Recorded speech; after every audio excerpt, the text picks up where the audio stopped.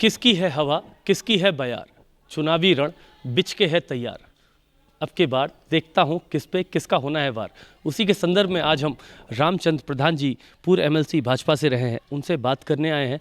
Sir, सबसे तो पहले मैं आपको नमस्कार करना चाहूँगा और मैं पूछना ये चाहूँगा सर कि चुनाव की तत्कालिक परिस्थितियाँ क्या हैं और आप लोगों की क्या रणनीति है आगे के चुनाव को आगे बढ़ाने के लिए, भाजपा को जिताने के लिए?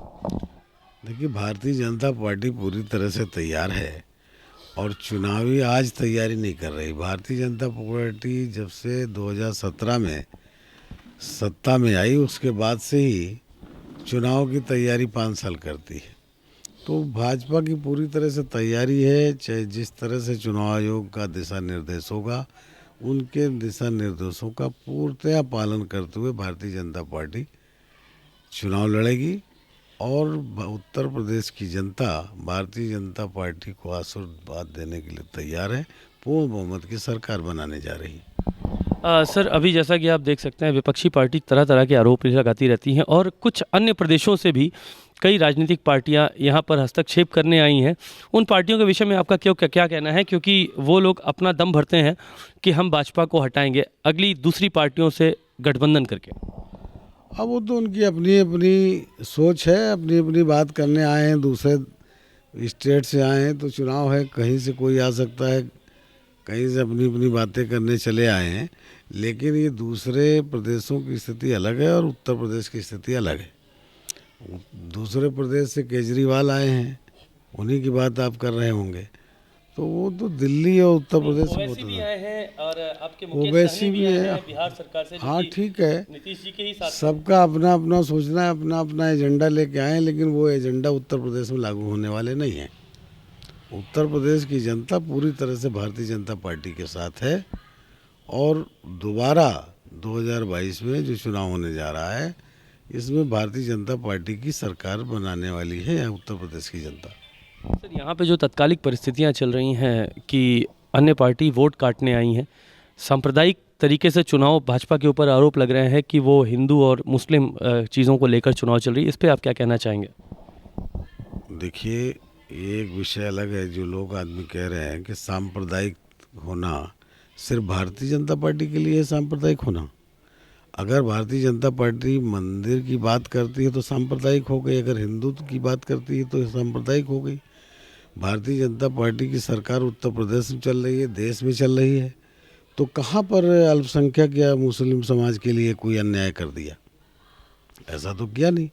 तो जब ऐसा नहीं किया है तो सांप्रदायिक भारतीय जनता पार्टी को ये कहते, जो दूसरे लोग हैं, अगर वो कोई हिंदुत्व के खिलाफ बोले तो वो सांप्रदायिक नहीं है।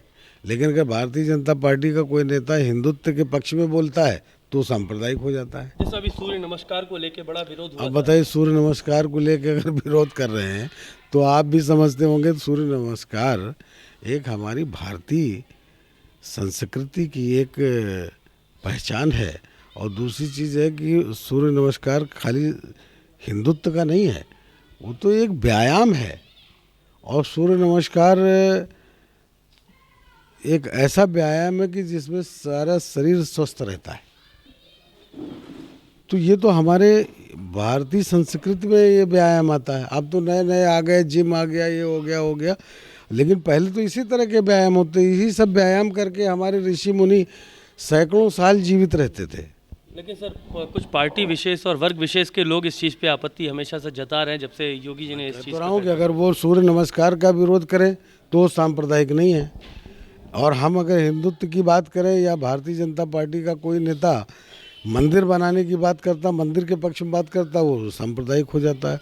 और वो सूर्य नमस्कार को कहने वाले लोग सांप्रदायिक नहीं हैं, उसको सांप्रदायिकता से जोड़ रहे हैं, हिंदुत्व से जोड़ा जा रहा है।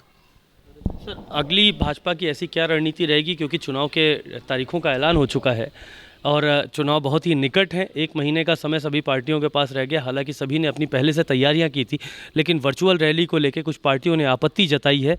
इस पे आप क्या कहना चाहेंगे? क्योंकि वो संसाधन की बात करते हैं कि उनके पास इतने संसाधन नहीं है, जबकि उनका गठबंधन बड़ी पार्टियों से ज़रूर है। देखिए, दूसरे दल पूरे 5 साल तक तो खूब आराम से सोते रहे। चुनाव आया, सब मैदान में आ गए। 5 साल तक वो आराम फरमाते रहे। अभी 3 साल से कोविड का चल रहा है। कोविड के समय भी भारतीय जनता पार्टी के नेता, भारतीय जनता पार्टी के कार्यकर्ता उस कोविड काल में भी लगे रहे, लोगों की सेवा करते रहे, भोजन पहुंचाते रहे, मतलब जिस तरह की जिनको दवाइयों की ज़रूरत, हर तरह से उनकी सेवा में लगे रहे। उन्होंने अपने जान की परवाह नहीं किया और उस कॉल में भी पूरी मुस्तैदी के साथ लगे रहे। इस और ये जो विपक्ष के लोग हैं, जो आज आप वो ये कहते फिर रहे कि भारतीय जनता पार्टी के पास वर्चुअल करने की क्षमता है, हमारे पास नहीं है, तो भाई आपको भी क्षमता बनानी चाहिए थी। आप तो 5 साल तक तो आराम फरमाते रहे। अब चुनाव आया तो आप चुनाव मैदान में आ गए। अब कोविड का प्रकरण है, चुनाव आयोग ने उसका पालन करने के लिए कह दिया, कहा वर्चुअल करिए। तो वर्चुअल के लिए भारतीय जनता पार्टी का एक एक कार्यकर्ता, हमारा बूथ अध्यक्ष भी वर्चुअल करना जानता है, क्योंकि उसने 5 साल काम किया है। जब कोविड प्रोटोकॉल का मामला था, उस समय पर कि लोग एक दूसरे के पास नहीं जा रहे थे, तब हमारे लोग जा रहे थे और वर्चुअल बात कर रहे थे, वर्चुअल लोगों की मदद कर रहे थे। तो हमारा कार्यकर्ता तो इसमें सक्रिय था, जान गया। आज बूथ लेवल पे भी हमारा कार्यकर्ता वर्चुअल जानता है क्या है। अब आपका कार्यकर्ता सो रहे थे, आप सो रहे थे, तो इसमें मेरा क्या कसूर है? नहीं सर, कल जैसे कि मैं एक पार्टी विशेष के राष्ट्रीय महासचिव से बात कर रहा था, तो उन्होंने मुझे ये बताया कि अभी गांव में ऐसे संसाधनों का अभाव है कि वो वर्चुअल अपनी रैलियां नहीं कर सकते हैं, जबकि उनका समाजवादी पार्टी से गठबंधन है। अरे भाई, तो गांव में उन्हीं का वोटर थोड़ी रहता है कि खाली उनके वोटर हैं कि गांव में भारतीय जनता पार्टी के भी तो लोग हमारा कार्यकर्ता या जो भी हमको भी तो वोट करते हैं गांव के लोग। तो हमको भी चिंता तो इस बात की होनी चाहिए। ऐसा नहीं है, उनका एक स्टंट है और किसी न किसी तरीके से भारतीय जनता पार्टी को बदनाम करने का उनका एक स्टंट है। ये फालतू की बात कर रहे हैं वो। सर, एक सवाल और है कि एक पार्टी के राष्ट्रीय महासचिव जी ने हमसे कहा था, और ऐसा अखिलेश जी भी कह चुके हैं कि जिसको लैपटॉप चलाना नहीं आता वो सरकार क्या चलाएगा। इस विषय में आपका क्या कहना है? इस विषय पे हमारा ये कहना है कि जिन लोगों ने कहा कि इनको लैपटॉप चलाना नहीं आता और सरकार क्या चलाएंगे, तो 5 साल सरकार चलाया है और उनको कैसे मालूम वो लैपटॉप चलाना नहीं जानते। और लैपटॉप चलाने का वो तो उन्होंने इसका मतलब वो साबित कर दिया कि वो कमरे में बैठ करके लैपटॉप चलाना ही जानते हैं, बाकी वो उनको कुछ नहीं मालूम। लैपटॉप चलाना ही सरकार चलाना होता है क्या? दूसरी बात ये है कि जो लोग, अब ये कौन सी बात हुई अगर कोई आदमी कि ये काम करना नहीं जानता, रक्षा मंत्री अगर तोप चलाना जानते होंगे तभी रक्षा मंत्री बनेंगे क्या? अरे भाई, उनके पिताजी भी रक्षा मंत्री रहे तो वो तोप चलाना जानते थे क्या? तो ये बात अलग है, इस तरह की बात करने वाले लोग। सर, तत्कालिक एक मुद्दा बहुत खास कर चल रहा है कि प्रधानमंत्री अभी जब पंजाब गए थे, उनकी सुरक्षा में बहुत ही गंभीर चूक हुई थी। इसको लेकर आप क्या कहना चाहेंगे? कि कांग्रेस ही इस चीज़ को इस तरीके से दिखाने का प्रयास कर रहे हैं, कांग्रेस के नेता, कि वहाँ पर लोगों का अभाव था, संख्या का अभाव था, इसलिए प्रधानमंत्री ने अपनी रैली रद्द कर दी।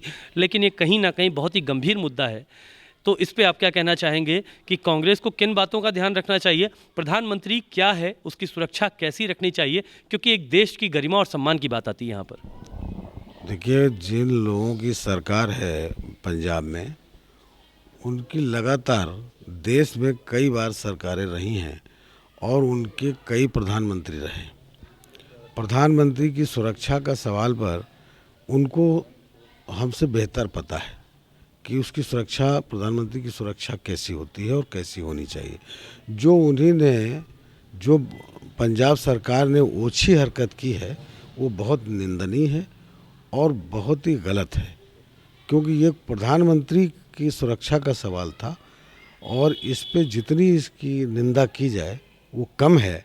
और अगर कांग्रेस ने ऐसी हरकत की है तो बहुत ही निंदनीय है, क्योंकि उनको सोचना चाहिए कि उनको एक जो तरह तरह के आरोप प्रत्यारोप बात कर रहे हैं वो सब बेकार की बात है। लेकिन किसी भारतीय प्रधानमंत्री का सुरक्षा का सवाल था, इस पे जितनी घोर निंदा की जाए कम है और इस पे कठोर से कठोर जिम्मेदार लोगों के खिलाफ कार्रवाई की जानी चाहिए। सर एक आखिरी सवाल आपसे है, एक संदेश आपसे चाहूँगा हमारे दर्शकों, भारतीय जनता पार्टी के कार्यकर्ताओं के लिए कि आगामी चुनाव होने वाले हैं, कोविड की स्थितियां भी बहुत ही गंभीर हैं और क्योंकि दूसरी लहर सभी ने देखी थी कैसी रही है, तीसरी लहर की स्थिति भयावह हो सकती, तो इसको लेकर आप हमारे दर्शकों और भारतीय जनता पार्टी और प्रदेश के लोगों को क्या संदेश देना चाहेंगे? भाई चुनाव हो रहा है और चुनाव जो गाइडलाइन जारी किया है चुनाव आयोग ने, मुझे लगता है काफ़ी उस पर उन्होंने विचार विमर्श करके उस पर किया होगा। और आगे अभी उन्होंने जैसे 15 जनवरी तक उन्होंने सारी रैली और प्रदर्शन और इस तरह के भीड़ भाड़ करने पर रोक लगा रखी है। मैं समझता हूँ 15 जनवरी के बाद चुनाव आयोग फिर उसकी समीक्षा करेगा। उसके बाद जो भी उनकी गाइडलाइन है उस गाइडलाइन का पालन करना चाहिए और उसके साथ साथ पालन करते हुए सारे पूरे प्रदेश की जनता से मेरी यही अपील है कि ज़्यादा से ज़्यादा कोविड गाइडलाइन का पालन करते हुए ज़्यादा से ज़्यादा लोगों को अपने मतदान का प्रयोग करना चाहिए, सही प्रयोग करना चाहिए और मतदान का प्रयोग भारतीय जनता पार्टी के पक्ष में करना चाहिए, क्योंकि भारतीय जनता पार्टी ही एक ऐसी पार्टी है जो देश को, प्रदेश को सही दिशा दे सकती है, प्रगति की ओर ले जा सकती है। अब की चुनाव के मुख्य मुद्दे घोटाले, महंगाई, बेरोजगारी है, लेकिन जैसा कि रामचंद्र प्रधान जी ने सभी जनता को बताया कि कोविड के नियमों का पालन करते हुए चुनाव में मतदान करें, सबका साथ सबका विकास लेकर चलते रहें। अवनीश मिश्रा, लखनऊ से, लाइव इंडिया न्यूज़।